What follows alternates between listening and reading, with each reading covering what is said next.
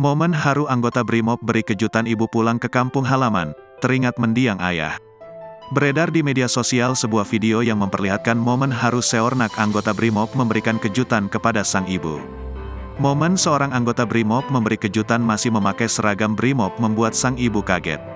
Dalam video yang diunggah oleh pemilik akun TikTok @andreyuksen, pria bertubuh tegap dan gagah tersebut bergegas jalan saat kembali ke rumahnya.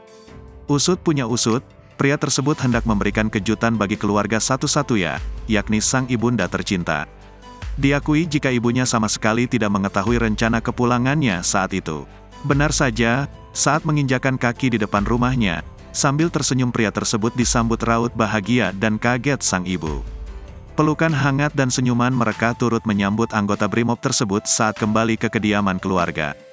Diketahui jika menjadi seorang abdi negara merupakan impian pria itu sejak kecil. Mendiang sang ayah yang telah berpulang pun turut mendukung impiannya. Momen haru kepulangan anggota Brimob ke kampung halamannya itu turut menuai reaksi dari warganet. Tak sedikit dari warganet turut mengungkapkan bahagia serta dukungan mendalam kepada pria tersebut.